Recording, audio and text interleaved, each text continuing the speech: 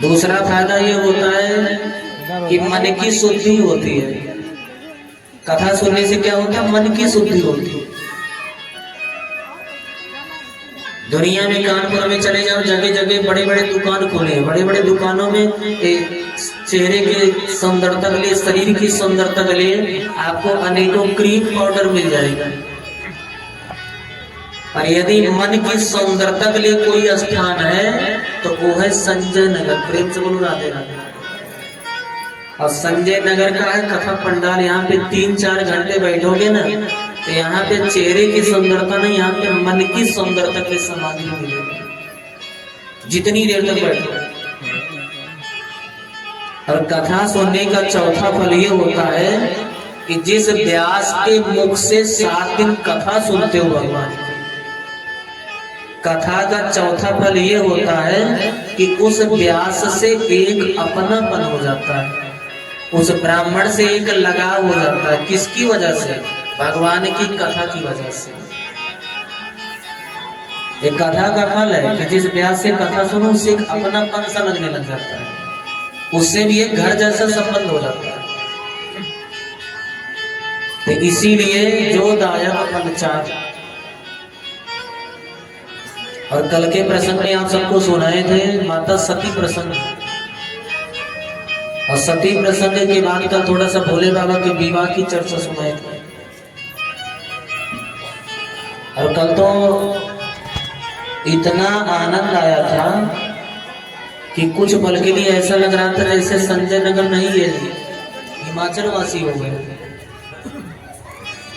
और कल खूब डीजे भी बजा, आनंद आया। और कल हमारे भोले बाबा की देख देख के इस बस्ती को खूब खुश हो रहे होंगे कि कॉलोनी के लोग कितने उत्सव से हमारे विवाह उत्सव को संपन्न कर रहे हैं। गौरा मैया भी खूब खुश हो रही होंगी कि बस्ती के लोग देखो से कितने अच्छे से हमारा कन्यादान कर रहे हैं। अब भगवान के कोई भी उत्सव हो, चाहे जन्मोत्सव हो, चाहे रथ यात्रा हो, चाहे कलश यात्रा हो, चाहे विवाह उत्सव हो, भगवान के उत्सव नित्य प्रतिदिन मनाना चाहिए। मैं तो कहता हूँ भैया कि भगवान का उत्सव नित्य प्रतिदिन मनाओ। जब भी टाइम मिल जाए तब संपन्न करो, तब मनाओ। सभी माताएं बहन भैया लोग कल खूब कन्यादान किया, खूब आनंद आया। श्री सुखदेव भगवान राजा परीक्षित से करे हैं, परीक्षित कल मनु महाराज की 3 बेटियों की कथा सुनाए थे, आकुति, देवहूति, प्रसूति। और मनु महाराज के अभी 2 पुत्र हैं, एक का नाम है प्रियव्रत, दूसरे का नाम है उत्तानपाद। प्रियव्रतौ उत्तानपादौ शत्रुपपातौ वसुदेवस्य कल्याण रक्षता जगतो स्थितौ। मनु महाराज के 2 पुत्र, एक का नाम है प्रियव्रत, दूसरे का उत्तानपाद। तो प्रियव्रत का मतलब होता है जिसका संकल्प अच्छा हो, जिसका आचरण अच्छा हो, जिसकी भावनाएं अच्छी हो। और दूसरे पुत्र का नाम था उत्तानपाद। क्या नाम था? अच्छा, जितनी हमारी माताएं लोग कथा बैठी हुई, एक बात बताओ, ये राजा उत्तानपाद कहाँ का रहने वाला था? किसी को मालूम है? राजा उत्तानपाद, ध्यान देना, मैं बता रहा हूँ कहाँ का रहने वाला था। कहीं और का रहने वाला नहीं था, इसी संजय नगर का रहने वाला था, इसी कानपुर का रहने वाला था। प्रेम से बोलो राधे राधे। और रहने वाला नहीं था, आज भी इस बस्ती में राजा उत्तानपाद है। तो आप लोग कहोगे महाराज जी जब राजा उत्तानपाद है तो हमें तो कभी दिखा नहीं, होता तो जरूर एक दिन दिखता। तो सबसे पहले यह समझो कि उत्तानपाद का मतलब क्या होता है। तो उत्तानपाद का मतलब होता है जिसके दोनों पांव ऊपर, सिर हो नीचे। तो ये राजा कोई और नहीं है। हमारी जितनी माताएं लोग, बहन लोग, भैया लोग बैठे हो, सब लोग उत्तानपाद हो। हम आप ही उत्तानपाद है, क्योंकि भागवत जी की जितनी कथाएं हमें आपको कुछ ना कुछ मैसेज दे रही, कुछ ना कुछ संदेशा दे रही है। और कहानी जैसे कोई कथा मत सुना करो, नहीं तो वही थे कि एक थे राजा, एक थे रानी, और खाओ भंडारा, पियो पानी, खत्म कहानी। भागवत जी की जितनी कथा है हमें आपको कुछ ना कुछ मैसेज देती है। हम सब उत्तान पाद हैं, क्योंकि जब हम आप लोग माँ के गर्भ में होते हैं ना, सब लोग उत्तान पाद होते हैं। कि कबीरा वादिन याद कर पग ऊपर तल शीस, मृत मंडल में आई के बिसर गयो जगदीश। इसको मृतलोक बोला जाता है। जहाँ पे ब्रह्मा रहते हैं ना, उसको ब्रह्मलोक बोला जाता है। जहाँ भोले बाबा रहते हैं उसको शिवलोक बोला जाता है।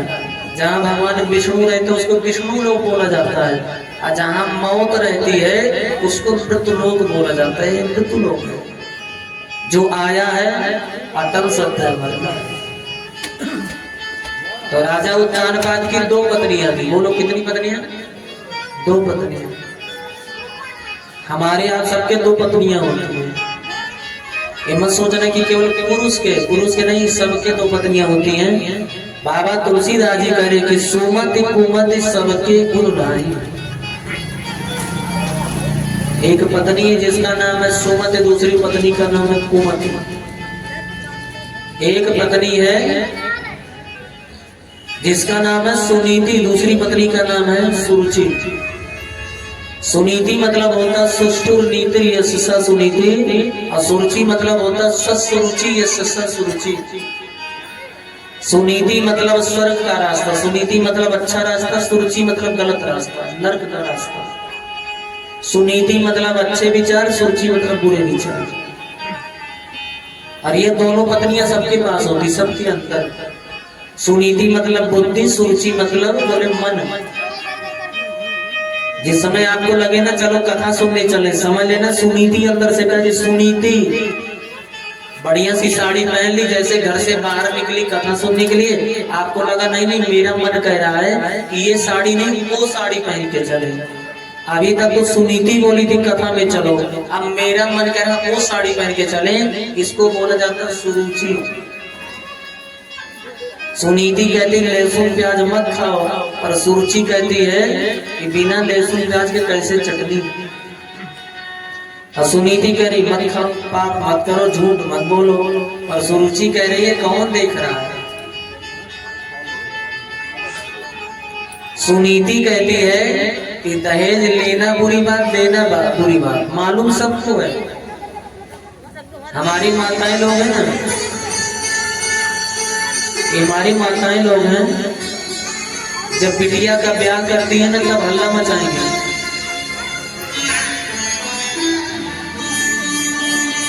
हमारी माताएं लोग हैं, जब बिटिया का ब्याह करती तब हल्ला मचाती, दहेज लेना बुरी बात, दहेज लेना बुरी बात, दहेज लेना बुरी बात। अब 2 साल बाद बेटे का ब्याह करती, फिर कहती और लाओ और लाओ और लाओ। मालूम है, और सुनीति को ठुकरा देता रहती। अभी 2 साल पहले हल्ला मचा रही थी दहेज लेना बुरी बात, जब बेटिया का ब्याह कर रहे थे। अब बेटे का ब्याह करेंगे तो अरे इतना लगाई हूँ तो सबके बीच है। तो सुनीति मतलब बुद्धि, सुरुचि मतलब मन। सुनीति मतलब अच्छी नीति, अच्छा रास्ता, और सुरुचि मतलब गलत रास्ता, नर्क का रास्ता। संसार में 2 ही तो रास्ता है, चाहे एक स्वर्ग का एक नर्क का। भाई संसार है, औषधि है तो जहर भी है, मंदिर है तो दारू कट्टे का भी है। और हमारे संस्कारों पर निर्भर करता है कि सुनीति को अपना रहे तो सुरुचि को। सुनीति मैया इनको कोई बेटा नहीं हो रहा, तो राजा उत्तानपाद दूसरा विवाह कर लिया। तो सुरुचि की वजह से सुनीति को जंगल जाना पड़ा। मैया सुनीति जंगल में रहती, जंगल में ही छोटे से पुत्र को जन्म दी जिसका नाम पड़ा था ध्रुव। क्या नाम पड़ा था माता? ध्रुव। तो मैया सुनीति जंगल में ही छोटे से बच्चे को जन्म दी। जब भी माता सुनीति कथा में जाती, सत्संग में जाती, तो ध्रुव को साथ में लेकर के जाती। और ध्यान देना, जाना भी चाहिए। माताएं जब भी कथा सुनने जाओ, मंदिर जाओ, सत्संग में जाओ, अपने से बड़ों को प्रणाम करो। तो घर में छोटा सा बच्चा हो तो उसको दिखा दिखा करके धर्म कर्म के काम करो। क्योंकि आप अभी जो कर्म करोगे ना, बिल्कुल बच्चा उसी विचार व्यवहार वही धारण करेगा। क्योंकि बच्चा है ना, सबसे पहली बच्चे की गुरु माँ होती है। माँ ही सोच ले तो कुछ भी बना ले। इसलिए घर में छोटा सा बच्चा हो तो ध्यान देना, अच्छे संस्कार तो बच्चा घर में ही पा सकता है। स्कूल में शिक्षा पा सकता है, स्कूल में पढ़ाई कर सकता है, और बच्चे को संस्कार उसके घर से मिलता है। इसलिए कभी मत सोचना कि घर में करो महाभारत, अब बच्चे को भेजो, खूब मम्मी पापा खूब झगड़ा कर रहे, बगल के कमरे में बच्चा बैठा बैठा सब सुन रहा है। तो कभी मत सोचना कि बढ़िया से स्कूल में पढ़ाई करवा रहा हूं तो बच्चा संस्कारी बनेगा। संस्कार तो बच्चे को घर से मिलता है, स्कूल में केवल शिक्षा मिलती है। ऐसे ही हमारी एक माता जी अपने बच्चे को बहुत अच्छी शिक्षा देती है। एक माता जी 3 साल का बच्चा, और वो बच्चा पहले दिन स्कूल पढ़ने गया। जैसे पहले दिन विद्यालय गया तो बगल वाले बच्चे के थैले में से 2 रुपए का पेंसिल चुरा लिया। ये बच्चे के जीवन का सबसे पहला अपराध है। और जैसे घर आया तो पेंसिल माँ को दिया, तो मैया उसके पीठ थपथपाई, वाह बेटा वाह, आज तो तूने मेरा 2 रुपए को फायदा करा दिया। तो बच्चा सोचा चलो चोरी कोई अच्छी चीज होती होगी, थोड़ा और प्रयास करूं। तो दूसरे दिन बच्चा फिर स्कूल गया तो बगल वाले बच्चे के थैले से 20 रुपए का पुस्तक चुरा लिया। माँ को दिया, माँ फिर पीठ थपथपाई, वाह बेटा वाह, आज तो तूने मेरा 20 रुपए को फायदा करा दिया। तो बच्चा सोचे चलो चोरी कोई और अच्छी चीज होती। माँ उत्साह वर्धन कर रही है, थोड़ा और प्रयास करो। तीसरे दिन फिर स्कूल गया तो बगल वाले बच्चे का पूरा थैला ही साफ कर दिया। ये तो बस नहीं चला, नहीं पूरा स्कूल उठा लाता। क्यों? क्योंकि माँ कही वाह बेटा वाह, वाह बेटा वाह, वाह बेटा वाह। पर माँ को नहीं मालूम है कि अपने बच्चे का जीवन नर्क बना रही है। धीरे धीरे वही बच्चा घर में चोरी, पड़ोस में चोरी, देश में चोरी, विदेश में चोरी, वही बच्चा अंतरराष्ट्रीय चोर बन गया। इतनी धारा लग गई, इतनी धारा लग गई कि वही माँ का बेटा फांसी के तख्ते पर आके खड़ा हो गया। अब जज महोदय बोले देख भैया तेरे को फांसी होने वाली है, और तुम्हारी कोई अंतिम इच्छा हो तो बता दो, तुम्हारी कोई अंतिम इच्छा है? तो बेटा बोला साहब अंत में मैं अपनी माँ से कुछ बात करना चाहता हूँ, मेरी माँ को बुला दो। तो जज महोदय आदेश दिए, उस बच्चे की माँ को बुलाया गया। बेटा फांसी के तख्ते पर खड़ा है। जैसे मैया तख्त पे आके खड़ी हुई बेटे के सामने, इतने में बच्चा खींच के एक चांटा माँ की गाल पर मारा। इतनी जोर का चांटा खींच के माँ के गाल पर मारा। और माँ बोली बेटा इतनी जोर का चांटा मेरे गाल पर क्यों मारा? बेटे इतनी जोर का चांटा मेरे गाल पर क्यों मारा? अब बच्चा बोला माँ काश यही चांटा तू हमें उस दिन मार दी होती जिस दिन मैं विद्यालय से 2 रुपए का पेंसिल चुराया था। तो हे माँ आज मेरे गले में फांसी का फंदा नहीं, आज मेरे गले में कहीं फूलों की माला पड़ी होती।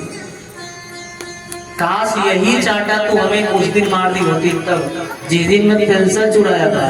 कहने का भाव बच्चे की सबसे पहली गुरु माँ होती है। संस्कार तो घर में ही मिलता है। जैसे माहौल में डालोगे बच्चा क्या होता परिवर्तित हो रहा है ना। एक माँ वो भी थी कि जिसके पति प्राण